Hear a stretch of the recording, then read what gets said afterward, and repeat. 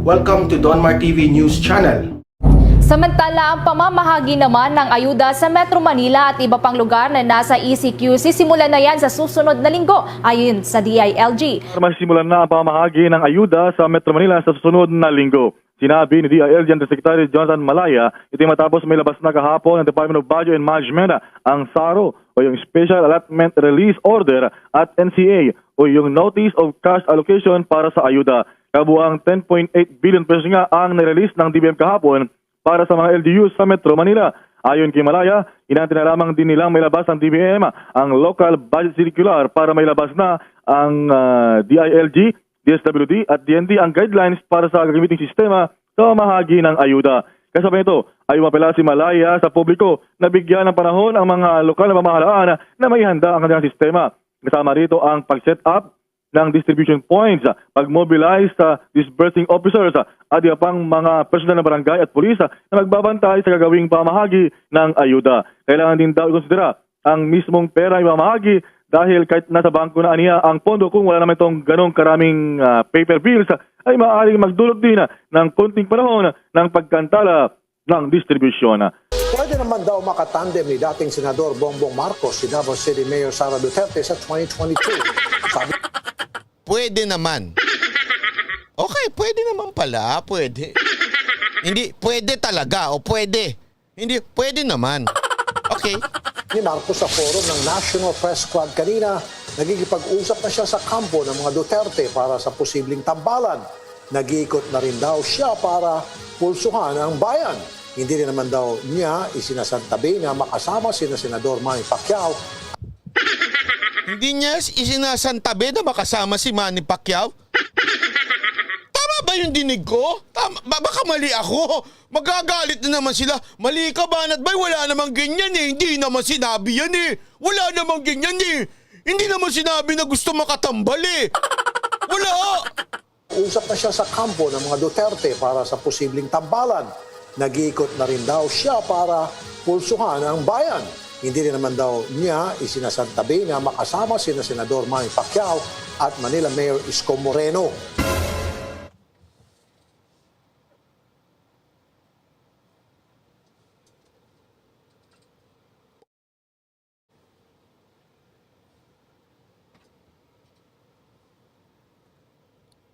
Gusto niyo pa rin? Gusto niyo pa rin? Hindi daw sarado na makisama siya kay Isko o kaya kay Pacquiao? Kami ngayon ng Dilawan. Saksak niyo sa ngalangalan niyo yan, ha? Isaksak niyo sa ngalangalan niyo. Ha? Gusto niyo? Ayos lang? Ako sorry, hindi. Hindi talaga. Oh, gusto nyo ha? Okay lang daw. Bukas daw siya. Open siya. Ako hindi open. Ayoko sa taong open. Alam mo may tawag dyan. Nagsisimula sa letter T. Diego Latigo, huwag mo naman sabihin yung tamang sagot. Oh. Ang tanongin naman kung kakalabanin ba niya ang Go Duterte tandem, ito ang sagot Go Duterte tandem, kung kakalabanin daw niya, ano sagot? ni Marcos. That's the thing, because the only ones, the specific is PDP that are saying Go Duterte talaga ang kanilang magiging. Oh, it's only PDP who's saying Go Duterte. Kandidato. So I don't know how firm that is. Because it can still, we still have some time for that to change. Until they announce or until it is clear what they intend to do, it's very hard to respond.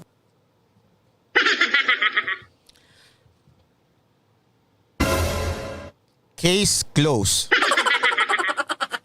Sorry, case closed. Open daw ba siya kay Go Duterte? PDP lang naman daw ang nagpupush nun. Ha? Sa kanya, hindi pa siya sure. Case closed. Sige nga ho. Kayo na magsabi. Would you like that? Ano? Open. Wala ako sinasabi dito. News 5 nagsabi. open siya kay Isko, open siya kay Pacquiao, pwede din naman kay Sara Duterte, at sagot niya kay Go Duterte. Remember, pag sinabi mong Go Duterte, isa yan. Duterte yan. Ha? Kaya nga Go Duterte, kasi yun ang pinili ni Pangulong Duterte kung sakasakali. Tinanong siya, okay ka ba sa Go Duterte? Ano sagot? Case closed. Anong tawag mo doon? Letter T. Dalawa. Letter T. Ano yun? Ayun na ho. Eto, diretsuhan. Style trapo. Bakit? Kung sino yung malakas, sali tayo dyan. Pwede tayo dyan. So, Isko o si Pacquiao? Ako? Sorry, not me. Hindi ako. Pasensya na. Hindi ko gusto yun. Kung gusto ninyo yun, yung ganyang klaseng pananaw, bahala kayo. Ako hindi ko gusto yun. At lalaban ako doon. Paninindigan kong hindi ko gusto yun. Oh. Ano pa? Traidor. Bakit? Kaaway ni Pangulong Duterte si Pacquiao? Gusto mo si Pacquiao? Okay ka lang? Sorry hindi kaya ng damdamin ko yun. Pagpasensyaan nyo na. Ha? Magiging open ka kay Pacquiao? Na ganyan ang treatment kay Pangulong Duterte na sinabing 3 times corrupt itong administrasyon na to? Open ka kay Pacquiao? Sorry, not me. Kung kayo gusto nyo, bahala kayo. Oh. Hindi ko kayang tanggapin yun. Kaya nyo tanggapin? Oh, di bahala kayo sa buhay nyo. Oh. Kaya nyo tanggapin na open siya kay Isko? After all of these things na paniding niya kay Pangulong Duterte, open siya kay Isko? Kung kaya nyo tanggapin at sikmurain ninyon, halatang hindi kayo Duterte supporter, ako hindi ko kaya sikmurain yun. Hindi ko talaga kaya. Kahit sinong lumapastangan sa Pangulo ko na si Pangulong Duterte, kakalabanin ko.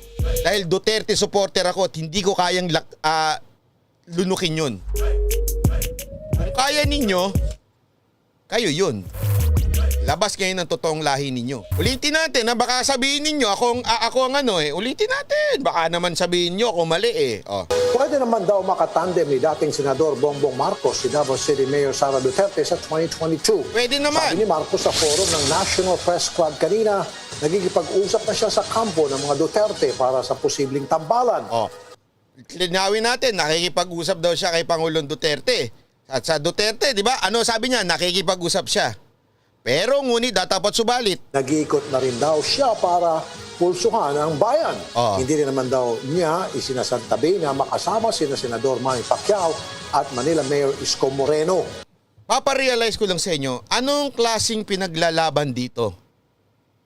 Sige nga ho.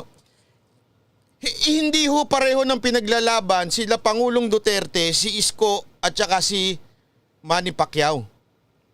Bakit open ka dun sa lahat ng parte? Open ka kay Duterte, open ka kay Isko, open ka kay Pacquiao. Bakit? Kasi tama yung sinabi mo noong una. Kung mananalo ka, tatakbo ka. Ibig sabihin, tama yung hinala ko na kahit ano gagawin mo basta manalo. Kung kanino ka kung sa tingin mo sino yung malakas, dun ka. Kasi gusto mo manalo. It's not the principle. Kasi kung prinsipyo ka, dito ako. Kay Pangulong Duterte ko. Magkamatayan na tayo.